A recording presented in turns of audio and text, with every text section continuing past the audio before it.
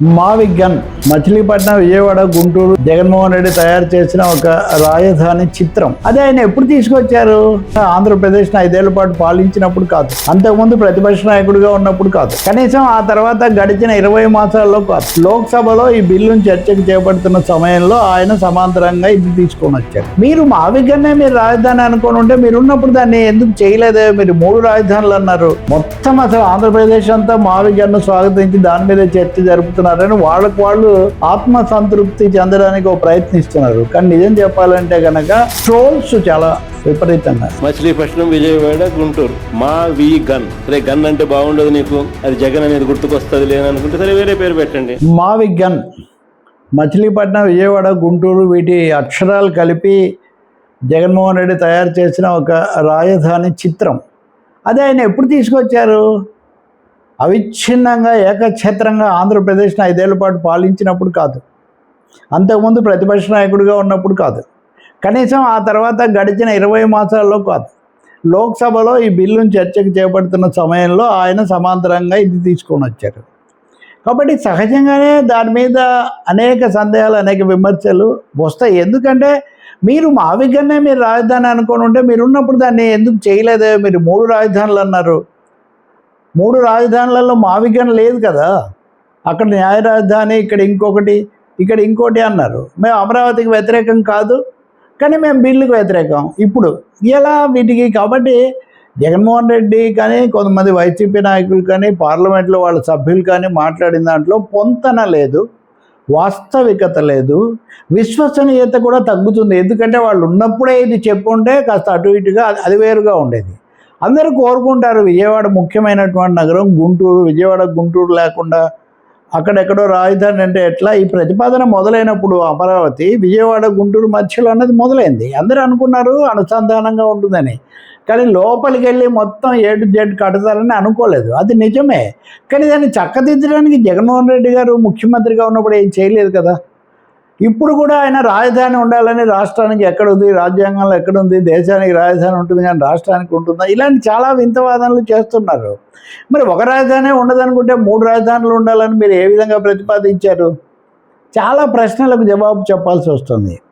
ఈరోజు మీరు అంటున్నారు కొంతమంది విమర్శిస్తున్నారు, కొంతమంది ప్రశంసిస్తున్నారని. వాళ్ళ పత్రిక కనుక చూస్తే మొత్తం అసలు ఆంధ్రప్రదేశ్ అంతా మావి గన్ను స్వాగతించి దాని మీద చర్చ జరుపుతున్నారని వాళ్ళకు వాళ్ళు ఆత్మ సంతృప్తి చెందడానికి ఒక ప్రయత్నిస్తున్నారు. కానీ నిజం చెప్పాలంటే కనుక గతంలోన వికేంద్రీకరణ అన్నది ఉంది కదా అని కొంచెం వాదన, సమర్థన ఏమైనా ఉందేమో, కానీ ఈ మావి గన్ను అన్న తర్వాత మాత్రం దీనికి సంబంధించిన రూపురేఖ విలాసాలు ఏంటి, అసలు ఎందుకు వచ్చింది అనే ప్రశ్నలు, ట్రోల్స్ చాలా విపరీతంగా. ఎప్పుడూ వైసీపీ టీడీపీ మధ్యలో టీడీపీ వాళ్ళు ట్రోల్ చేస్తూ ఉంటారు. కానీ ఇప్పుడు ఈ ఎన్నికలు తీర్పు ఇవన్నీ అయిపోయిన తర్వాత మటుకు ఇప్పుడు చాలా పరాకాష్ట తారాస్థాయిలో ఆ ట్రోల్స్ జరుగుతున్నాయి. ఎందుకంటే ఏంటి మావి గన్ అని ఆయనే పైగా క్లూ ఇచ్చారు. ఏమని? గన్ అనే నా పేరు జగన్ గుర్తొస్తాడని మీరు దీన్ని తీసుకోరేమో అని ఆయనే ఒక క్లూ ఇచ్చారు. సో దాంతో జగన్, మావి గన్ను ఇటువంటివన్నీ వచ్చాయి. వాస్తవం ఏమంటే నిజంగా నిర్మాణాత్మకంగా మీకు అటువంటి ఆలోచన ఉంటే మీరు దాన్ని ముందే చేసి ఉండాల్సింది. ఇప్పుడైనా కానీ మీ అంతకు మీరు పెట్టి ఉండాల్సింది.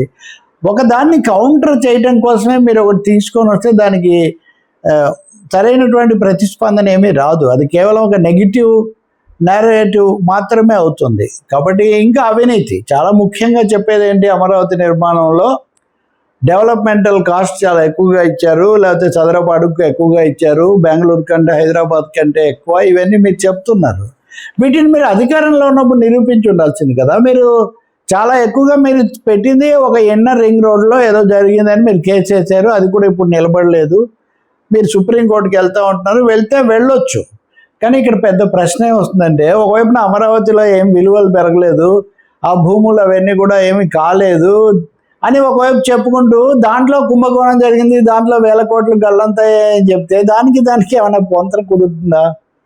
అంతకుముందు వాళ్ళు ఎక్కువ డబ్బులు చేశారని భావిస్తే మీరు తక్కువ డబ్బులతో తొందరగా పూర్తి చేసి ఉండాల్సింది కదా. కాబట్టి వైఎస్ఆర్ పార్టీ, ముఖ్యంగా జగన్మోహన్ రెడ్డి ముఖ్యమంత్రిగా అమరావతి పట్ల అప్పుడు కానీ ఇప్పుడు కానీ ఒక స్పష్టమైన సమగ్రమైన విధానం లేకపోవటం అన్నది అది ప్రజలకు మెంగుడు పడని విషయం. అది వైఎస్ఆర్ పార్టీ వాళ్ళు కూడా ఈ సమయంలో ఈ మావిజ్ఞానాన్ని వచ్చిన తర్వాత ఒక విధమైన తికమకకు గజిబిజికి వాళ్ళు గురవుతున్నారు. దాన్ని ఇంకా పెంచుకున్న కొద్దీ ఇప్పుడు వైవి సుబ్బారెడ్డి రాజ్యసభలో నేను మాట్లాడుతూ వ్యతిరేకం అన్నారు. మేము తీర్మానాన్ని వ్యతిరేకించలేదు, తీర్మానం తీరును వ్యతిరేకించాం కానీ అమరావతిని వ్యతిరేకించడం లేదు అన్నారు. అంటే మీరు చెప్పారా రాజ్యసభలో, లోక్సభలో మేము మావిజ్ఞానాన్ని చెప్పలేదే, శాసనసభలో చెప్పలేదే అంతకుముందు ఎప్పుడు. కాబట్టి అనేక విధాలుగా అనేక ప్రశ్నలు, అనేక సందేహాలకు ఇది అవకాశం కల్పిస్తూ ఉంది. అవినీతి అన్నదాన్ని ప్రధానంగా ముందుకు తీసుకొచ్చేటైతే దాని మీద మీరు ఇప్పుడు కూడా కేసులు వేసి ఇప్పుడు కూడా పోట్లాడడానికి అవకాశం ఉంది.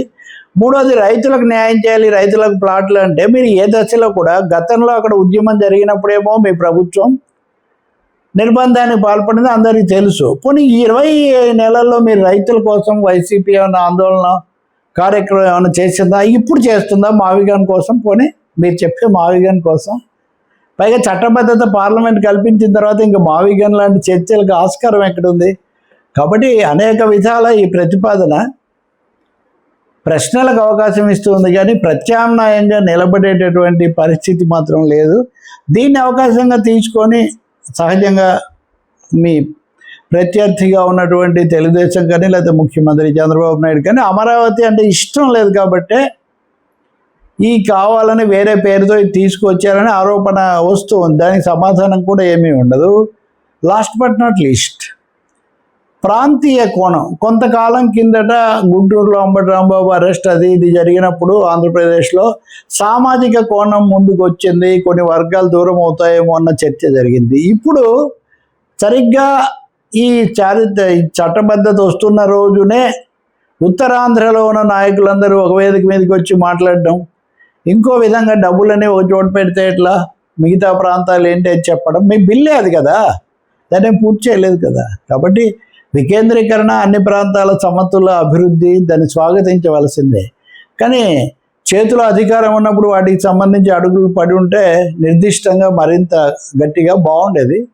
ఇప్పటికైనా సరే దేన్నో వ్యతిరేకించడానికి వికేంద్రీకరణ కాదు, సమగ్రమైన అభివృద్ధి కోసం వికేంద్రీకరణ అవసరమే, అది ఎవరు అధికారంలో ఉన్నా. కానీ ఆ విధంగా ఒక సానుకూలమైన సమగ్రమైన కార్యాచరణతో ముందుకు వస్తే ప్రజలు వింటారు. ఇప్పటికి కూడా మీకు ఓట్లు ఉన్నాయి, ఇప్పుడు కూడా మీకు కూడా అనుయాయులు ఉన్నారు.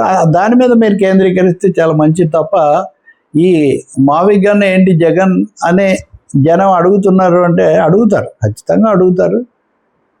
భవిష్యత్తులో దీన్ని నిన్నటితో అయిపోయిందా? చట్టబద్ధ తీర్మానం దానికి పోటీగా మీరు చెప్పడంతో అయిపోయిందా? లేక వైఎస్ఆర్ పార్టీ రాబోయే రోజుల్లో కూడా మావిగన్ అనే పేరు మీద రాష్ట్ర వ్యాప్తంగా ఒక ఉద్యమాన్ని ఏమైనా తీసుకొస్తుందా అనేది మటుకు చూడాలి. ఎందుకంటే రాష్ట్రం అంటే రాజధాని తలకాయ లాంటిదే కానీ రాష్ట్రం అంటే రాజధాని మాత్రమే కాదు. చంద్రబాబు నాయుడు రాష్ట్రానికి రాజధాని లేకుండా చేస్తున్నాడు అని జగన్ ఆరోపిస్తుంటే, జగన్కి రాకుండా ఉండాలని ఇలా చెప్తున్నాడని చంద్రబాబు నాయుడు గారు అంటుంటే ప్రజలు ఏం ఆలోచిస్తారు? కాబట్టి నేనైతే ఒకటే చెప్తానండి, ఒక అఖిలపక్షం లాంటిది వేయండి, ప్రజలకు ఒక అభిప్రాయం చెప్పండి. రాష్ట్రానికి రాజధాని నిర్మించుకోవడానికి ఆ దిశలో వేగంగా ముందుకు పోవడానికి అందరూ చేతులు కలపండి. ఆ తర్వాత అన్ని ప్రాంతాల అభివృద్ధి కోసం, అన్ని వర్గాల అభివృద్ధి కోసం చర్యలు తీసుకోండి. ఇంకా వేరే మార్గం ఏం లేదు. 12 ఏళ్ల తర్వాత కూడా మనం ఇక్కడే ఉంటే ఎక్కడున్నావే గొంగలి అంటే వేసింది ఎరువున్న కంబలి అంటే అది న్యాయం కాదు.